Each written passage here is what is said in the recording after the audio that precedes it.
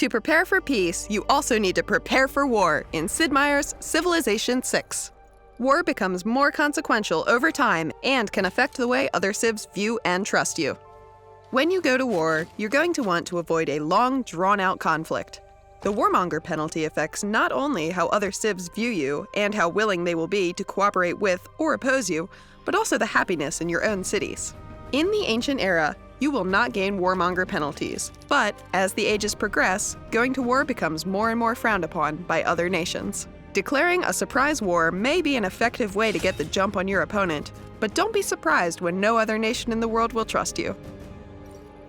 Sometimes, a civ just won't like you. Maybe your agenda conflicts with theirs, or maybe they're just aggressive. When another nation's accusations or posturing becomes too much for you to tolerate, denouncing them is a formal way of declaring to the world that they're in your sights. After 5 turns, you may declare a formal war.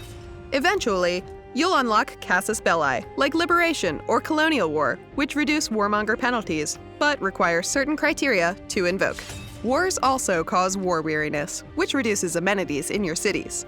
Killing units in foreign territory, fighting wars without just cause, or dropping WMDs adds war weariness to your cities. This negative effect can cause your cities to work less efficiently, or at worst, make your citizens revolt against you and spawn partisan barbarians to pillage your tiles. Managing war weariness and warmonger penalties should be part of your strategy when you do go to war. A captured city is a valuable spoil of war. If you raise a city, you'll destroy it, but the rest of the world will be shocked, and you'll gain extra warmonger penalties. You can occupy a city and claim it as your own, but the city won't be at its full potential until the war ends. You can also liberate a city if it belonged to someone else originally, and also gain a huge diplomatic bonus for your generosity. Once the war is over, you can settle diplomatically. Returning a city you've captured to an opponent as part of the peace deal might get you some gold or resources. Keeping a captured city will make the original owner upset with you. They're going to want their city back. An opponent that feels you're significantly stronger than them will offer more generous terms than one who thinks they can still fight back, or who just hates yielding in war. Warmongering and war weariness both decay slowly over time, so even the most aggressive players early on can be forgiven later on in the game. But if you want to win by a domination victory, you probably aren't going to worry about any of that. Hit your opponent's capitals hard with siege and ranged weapons.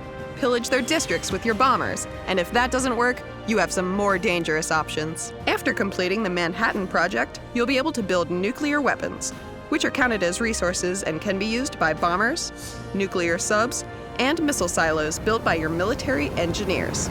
They destroy anything and everything in a 1-tile radius of their target. If that's not enough destruction, you can always research nuclear fusion, which will allow you to make thermonuclear devices after completing the Operation Ivy project. These take out a 2-tile radius, but using these powerful weapons will not only make the world unite against you, they're likely to make your own citizens deeply unhappy as well. Whether necessary evil or a means to victory, go to war prepared in Sid Meier's Civilization VI.